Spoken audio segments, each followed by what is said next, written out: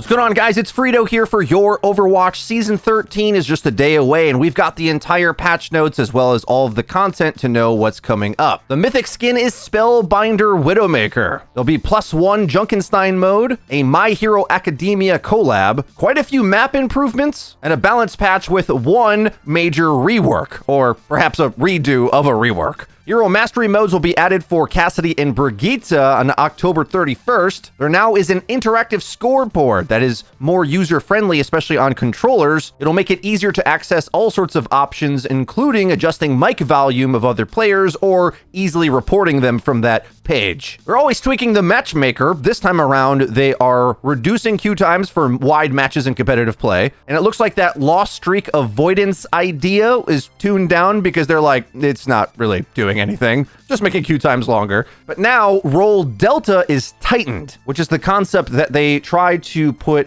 one role at a given rank to the same role on the other team, but now even more tightened on the tank role specifically, as especially in the era of Giga Tanks, matchmaking discrepancies on that role results in the most harsh outcomes. Now, there's a bunch of higher rank changes because they're looking specifically at top 500 as well as new accounts getting into it. So they're lessening the severity of MMR decay, but as well the winning trends, losing trends, and the calibrations. So once you get to the highest ranks, you're just going to be more stable there to disincentivize new accounts getting boosted into it more easily than it is to maintain your main account. At higher ranks, the matchmaker now takes into account the benefits of grouping when constructing matches, basically a grouping penalty, which I already felt was pretty strong. And my duo buddy Nateson will certainly back me up on this, but I think it's intended for the absolute best players, which I can't say I am. Public custom game hosting now requires endorsement level 3. Trying to cut back on bad actors. The streamer mode hide my name function will now require completing the unrelenting hero lifetime challenge, which requires you to get 1,750 games won, essentially meaning the new accounts in the free-to-play game that try to abuse this feature, often to either be toxic, making it more annoying to try to find their name to report them, or to hack. This basically just removes one more barrier of entry to make it easy to report them in-game. And especially now that you can do it from the scoreboard, remember to report as close to the inciting incident as possible. The system does work, but you have to give it information. Top 500 changes. You now only need to win 25 games to get posted onto top 500 with the correct MMR. However, it requires 750 lifetime wins, which basically means newer accounts will find it harder to get into top 500. But at the same time, people's main accounts will find it even easier to camp it for two reasons now, because it'll be harder for the new accounts to jump ahead of them and leapfrog them. I'm not sure it's going to help ranked culture all that much, but I do think it'll make top 500 combined a lot more interesting because way more players will be able to compete for it. Whereas prior to that, it was a bit more of a participation trophy, one that I was very happy to cash in, but I'd like to actually try to compete at it as well, as I'm a bit better across all three roles than I am at any given role. A general update to counter picking. This one's going to be controversial, okay?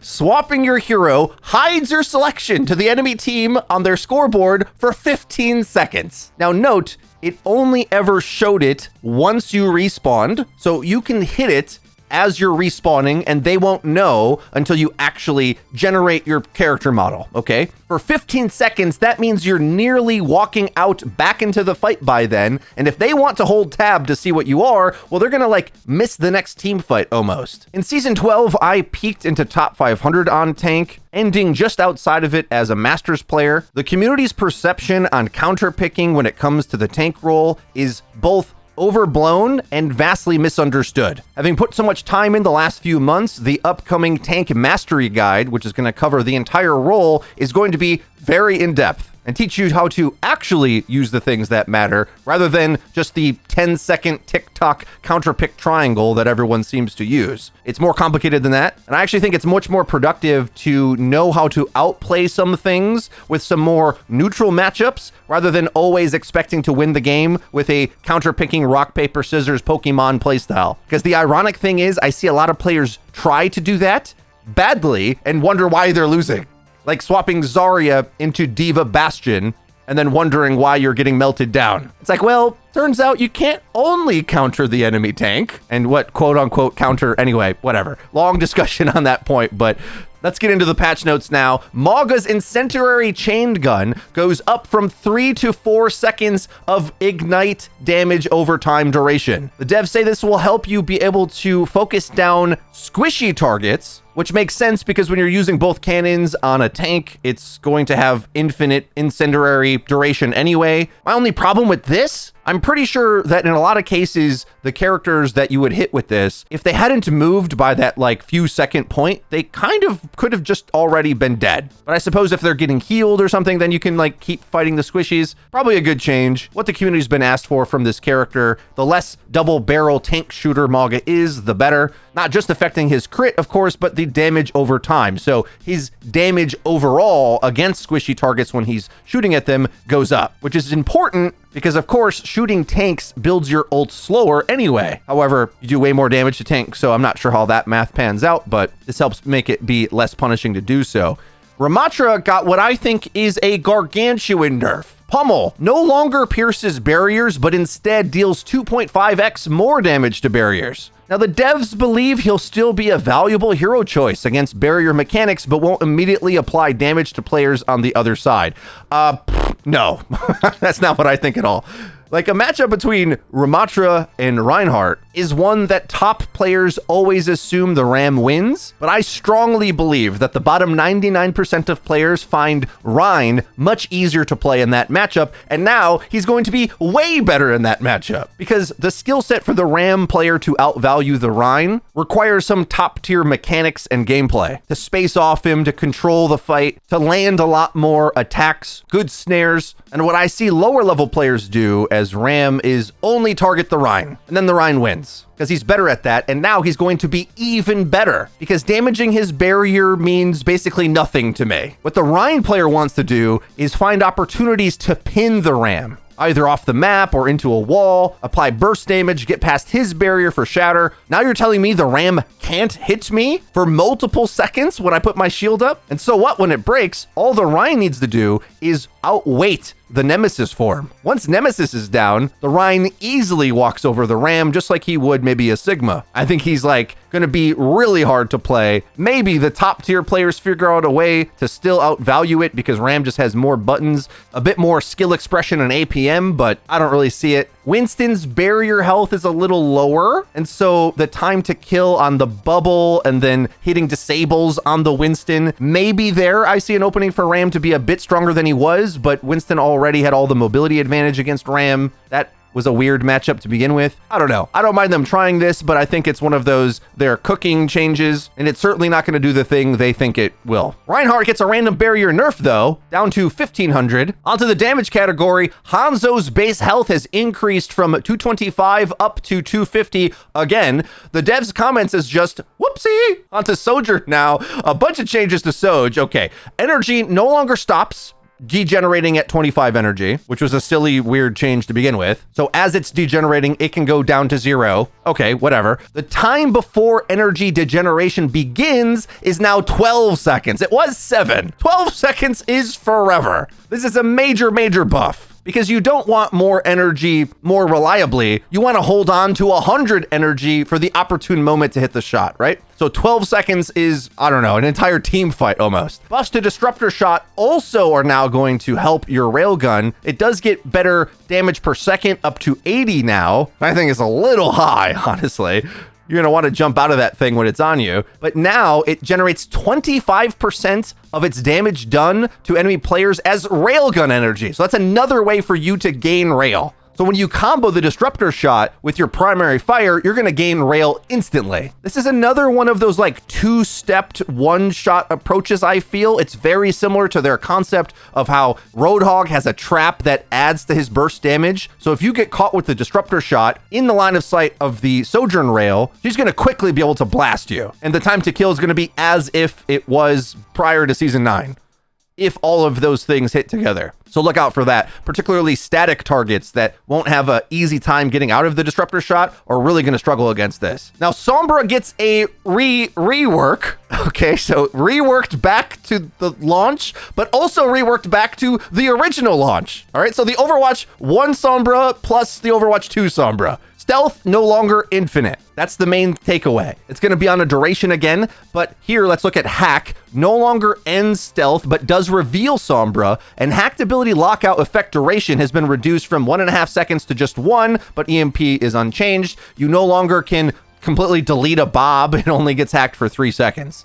Okay, that's not as important as the next one. Stealth is no longer a passive, but now activates by using Translocator, which I thought was kind of fluid and fun. It already sped up its use, so I think the player base is trained on how that feels anyway. But Stealth only has a 5-second duration, so the areas that you can even effectively be Stealth are limited because you got to be able to throw the Translocator to use your mobility to get somewhere, then be in Stealth, then go somewhere, or for a rapid escape back and forth doing that. 5 seconds is not a long time, but it's long enough to play around in the enemy's backline. They're going to compensate for this power drop for more lethality later in the patch here.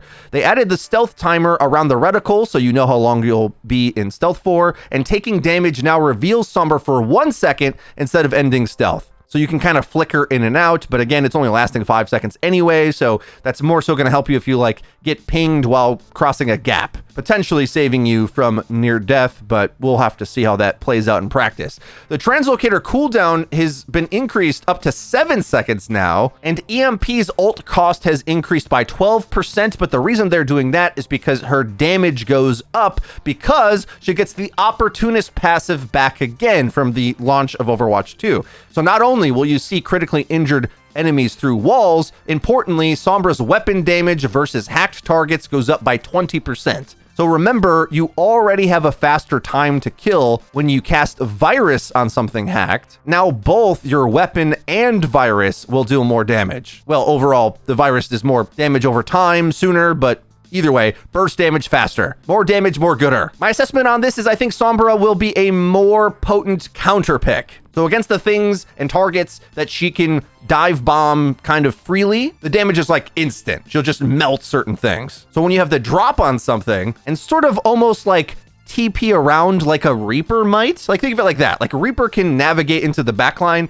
Sombra, Translocator here, Translocator there. All of a sudden you're on the Zen, you're on the Widow. Now you got nukes to play with. We already kind of know how this Sombra plays like because it's more similar to how she was at the launch of the game, but now with the other improvements of going into stealth faster and the whole Virus ability. Overall, I think Sombra's matchups go down severely in a few cases and up severely in a few cases. And perhaps annoyingly, she'll be much better against tank heroes because it'll be a position she can hold for a duration of time without taking risks. And with damage amp against targets that lose their defenses, well, Sombra can just like farm the tank a lot, which isn't necessarily a better gameplay loop, but watch that happen now. All right, on to the supports. Baptiste's primary fire recoil has been reduced by 30%. Why? The devs say that they are aiming at reducing the fatigue result from controlling the recoil over long periods of play more than trying to add power to BAP's primary fire. What are we talking about, guys? What is this cooking? What the hell is recoil fatigue? It's a shooter game. What are we talking about here? No, BAP's one of my best characters, so you want to just make him easy mode, be my guest. But I always thought that recoil added some personality and mastery. It was like the one thing I struggled with on BAP's kit. I feel like this one's probably going to get reverted. Why give him a laser beam? I have no idea. They basically are like, well, aiming's hard. Okay. Brig packs now have an increased cooldown from 5 seconds to 5.5, which adds up over time because you have 3 of them, and often you cast a couple and are waiting for them to come back. So this really does add up over time, basically meaning Brig will take more skill to play because you're going to be leaning a little more on definitely getting Inspire off. Brig's a bit of a like all-in support character, as in if Brig can live, the healing values are insane. So you really have to be careful how you engage into her. Usually she ends up punishing really loose and flippant tank gameplay. If you want to engage too much as a tank, Brig just will eat you alive because her healing like outdoes all your damage, and you make her stronger by trying to fight into her rather than poking her out like you're supposed to. And I think a lot of players don't realize that. Brig's definitely a strong contender in the support role, but maybe not popular enough for the mainstream player base to know that. The devs say Juno is quite popular, but they want to rein in her healing just a bit. The Medi Blaster now has a actual fall off. Before it was 30 to 50 meters, which is basically who cares. you're speeding up next to your team anyway a lot of the time. But now the fall off will be 20 to 35 meters. So you will actually do less healing at range, so look out for that. And healing per projectile has now been reduced from 6.5 to 6, which basically means a full burst used to do 78, it'll now do 72 healing. Adds up over the course of a game, as well as maybe some breakpoints. The newest competitive game mode, Clash, got a series of updates. I think it's easier to understand what the heck these are after we read the dev comments. We want to reduce the number of one-sided stomps occurring in the Clash game mode. We also want to reduce the difficulty of securing at least one segment on the final objective points as attackers, so we tweaked capture time for the defending team to make the fight for objective points B and D a bit more favorable for attackers. Okay, so this means your capture time is going to look like this for each point. 1x, 1x, 1x for the first 3, but then it speeds up to 0.7, as in it's 30% faster to capture that next one, but then it gets slower again. So when you're rolling, it actually is supposed to make it more easy to get up that uphill fight on their side of the spawn to at least get that one tick. So it doesn't feel like there's such a loser's advantage mounting up as the enemy team stockpiles ults and then gets this like massive ground advantage to potentially snowball back, capping off of their back foot while losing. But then oddly enough, it gets harder to 1x and then 1.4x because Clash both has like weird comebacks as well as weird snowballs. It's just like a weird mode in general. A lot of the community seems to hate it. The outcomes are very strange, but the gameplay feels fun to me, so I like it. I also think the community needs time to really wrap their head around like when to commit ults to this fight, what fights don't matter. It seems like that's still a point of confusion in my experience. In truth, I'm not convinced these very minute changes are going to be so obvious in-game anyway, but looking at them carefully, it's sort of trying to ease the game mode along, allowing for the natural playstyle of the player base to make the game mode make a bit more sense, rather than us need to like learn calculus in order to not get reverse swept on Clash. 3 maps got extensive overhauls to certain points of their map geometry.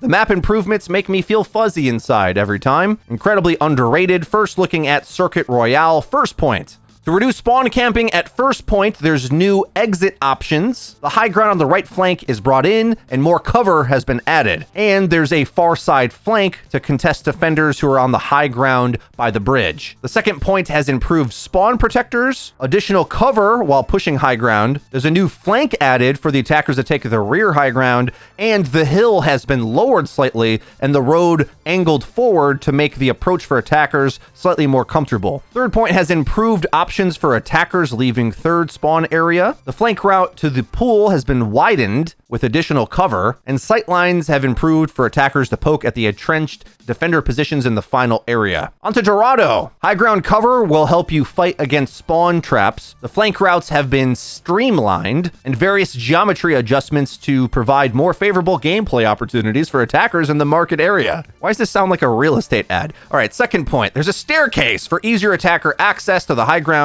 and added access to the courthouse for attackers. Third point has cover after the choke point on the main path. And that's it for Dorodo. Big improvements to this map. Havana Unana, first point now has a reduced sight line into the attacker's spawn and new options for the attackers to exit spawn. And they've reduced the oppressive high ground vantage points for defenders. On second point, they widened the doorways on certain routes for cleaner navigation and flow and closed small holes through certain assets to block sight lines and projectiles. Third point, they reworked the attacker's spawn to make additional routes for safer attacker exit, and sight lines from the fort wall to spawn and the main route have been reduced. Pathing into the fort has been consolidated on one side for clearer flow to give both teams more options while in combat around the final choke point. Massive buff to the playability of the unimpenetrable fort of Havana. Last but not least is Numbani. First point, attacker's initial spawn room has been pushed up a lot closer to the first point to reduce run back times. Some of the high ground has actually been lowered, making it less advantageous for the defenders, and easier access to flank routes around first point. They've combined the paths in the building behind the payload on the first point. There's one room that connects everything. Now on to second point, there's a forward defender spawn added to reduce run back time again. A staircase has been added near attackers' forward spawn for easier access to high ground, and added a connecting path past and above the choke into third point. And on third point, they relocated a pesky sign and removed a tree. Revolutionary. All right, guys, that's everything for the season 13 changes. Let me know your thoughts in the comment section down below. If you enjoyed this video, please be sure to leave it a like, and don't forget to hit subscribe and the bell icon to get notified when our new videos come out. That's been it for me. I've been Frito for your Overwatch. I'll see you guys next time.